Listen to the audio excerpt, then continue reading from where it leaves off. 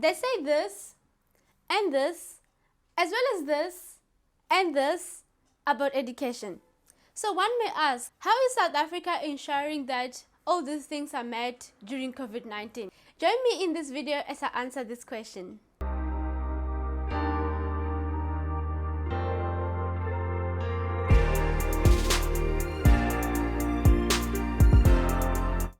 Hey peeps! Welcome back to my channel, and to those who are new, a very warm welcome. I am Amma, and in this channel I engage on conversations for unity and change, particularly on social issues that affect us on a daily basis. I do this by engaging with peeps, so please be my peeps and subscribe to my channel as well as commenting as I post videos so that we can shake things up all for unity and change. And talking about peeps, I have 2 videos as well as an audio from my peeps, and I'd like to share with you all in here. So let's jump straight into the topic of the day.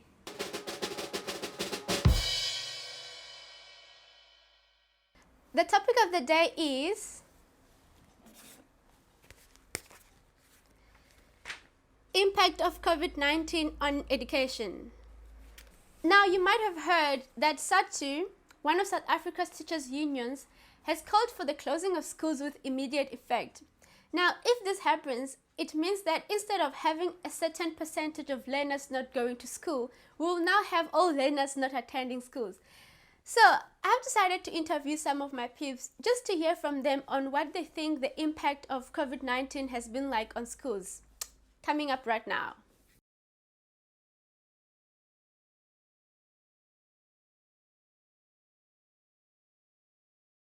So, as a school, we've been very fortunate that most of our students are privileged. The school itself is very well resourced. We've been able to fairly accommodate all students. And what we have done as a school is we have included, we're a Microsoft school. So Microsoft has Microsoft Teams where we are able to teach, and basically the learners all log in. They have a timetable, a set up online timetable like they would every day at school.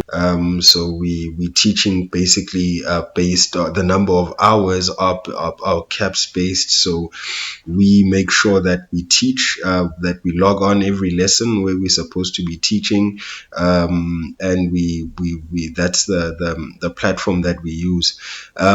Also, a nice thing about Microsoft Teams is that it records. So while you are teaching, it's recording your lesson. So the learners who are maybe having connectivity issues at that time can always go back and watch the video.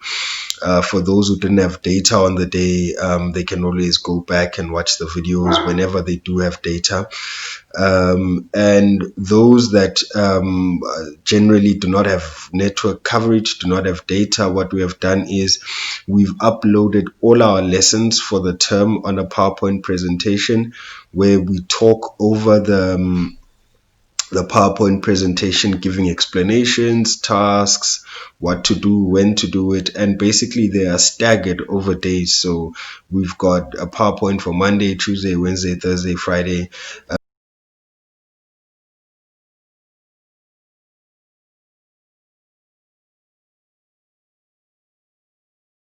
If maybe they don't have data and they would like to access the online lessons, they can come in on a Friday after school when everyone has left and access all of those videos using the school Wi-Fi.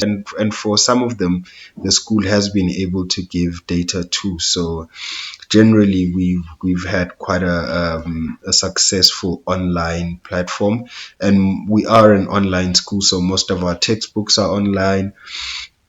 We have Edmodo, which basically we give assignments there, the kids submit there, and we're able to see who submitted, who hasn't submitted. And those who haven't submitted, we are able to collate that data and send emails to parents. And then generally parents will explain what's going on, and then we find alternatives based on a one-on-one basis.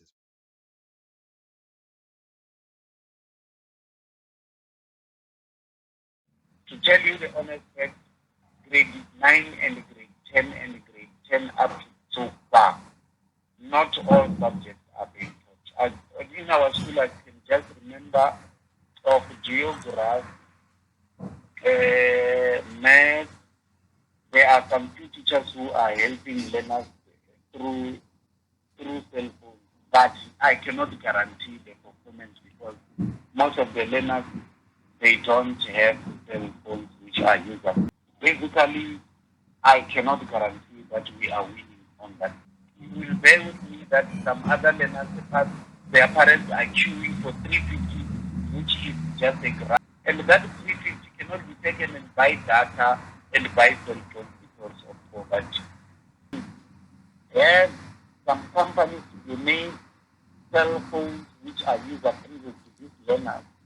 And the business people, most of them, they come to school for tenders or feeding, not to come into cloud base.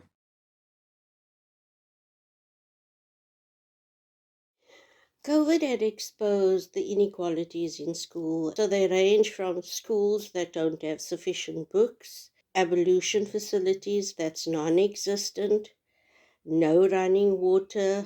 They're not able to learn in an environment that is conducive.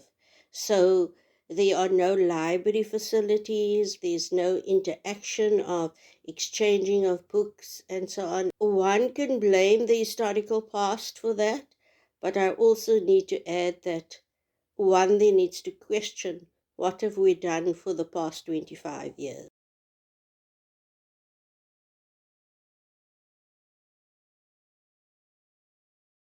In 1976, I was a teacher, a high school teacher teaching maths and English. And during that period, it was a very volatile period. Not only were schools closed by the learners themselves and by communities themselves, children or learners were also exposed to a tremendous amount of violence on the street when they protested. But as educators, we still felt that we had a responsibility towards those learners. And our philosophy at the time was education before liberation. And whilst they were fighting a political fight of the government at the time, we decided as educators we were going to continue educating them, and so that they don't lose that year of 1976. The learners in 1976 had a choice of remaining in their matric year, or progressing and writing the exam. And that didn't only go for matrics, that went for all the grades. So what did we do during that time? There was no technology, there was no cell phones. We simply rolled off or had lesson plans printed, exercises printed, revision work printed.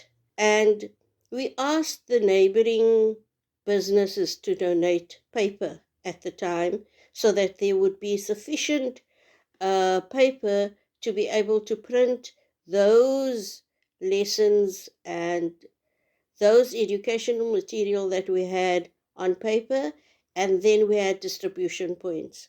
So if you taught in an area like Athlone, for example, then you would drop it off at various dropping points. One child in a street was at a particular school. So one child in a street's house would be the collecting point, and learners were able to go there, and the word got around very quickly that this is where you get this is where you get that. And that's how we continued with the education program.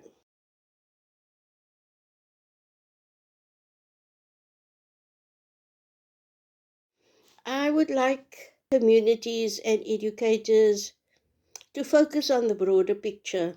At the moment, there's a lot of finger pointing of the so-called advantage schools, and I don't really think one can refer to it as advantage schools, because there are also learners who go there who don't have the access to technology, who don't have, but The fortunate thing for those schools are those learners are far and few between.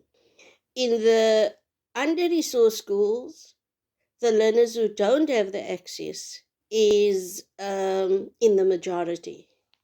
But what I would like to see is that when teachers call for schools to be closed, they need to take themselves out of the equation, because they are the face of education. And it is the child's right to education, and it is the teacher's right to teach.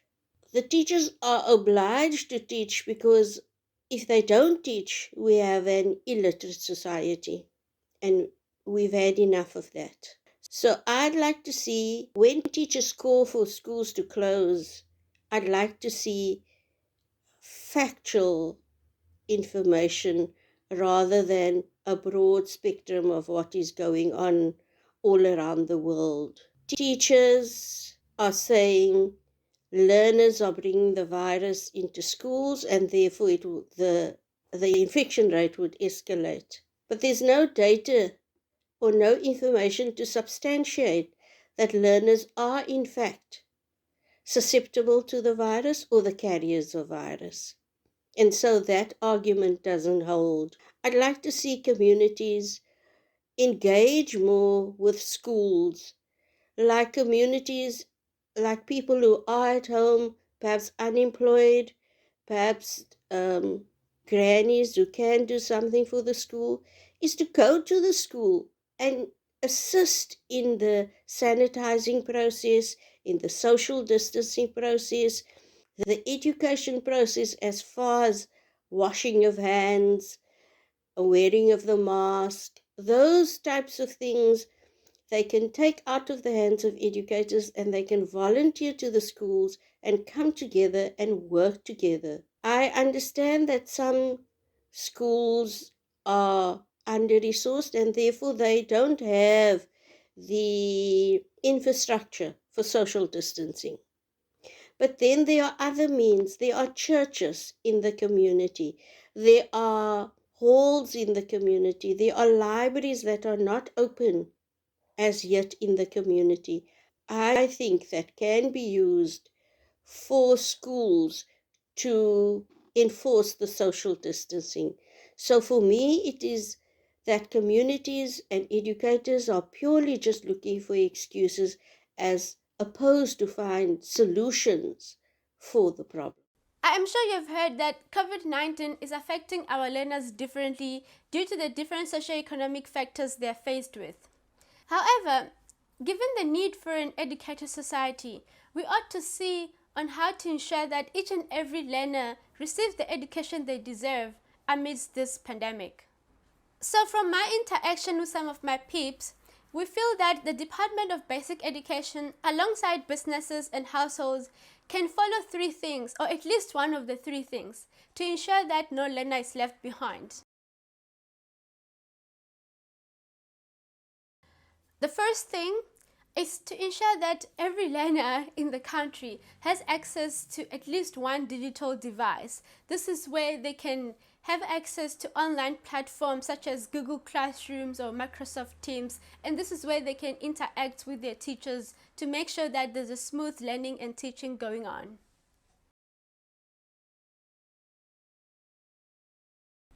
The second thing is to ensure that every learner has a TV or a radio at home, so they can use this to listen to education channels. This is where teachers would have uploaded lessons in those channels. The third thing is to organize learning resources with detailed lessons which could be distributed to learners. Now, this brings me to the question of the day. What do you think should be done to ensure that no learner is left behind during this pandemic? Please leave that on the comment section below. And if you have enjoyed this video, please remember to like it. And I highly appreciate it if you can please subscribe to my channel and turn on your post notifications so that you can receive a notification when I post a new video on conversations for unity and change. Till Amma and Peeps meet again in a week's time. Bye!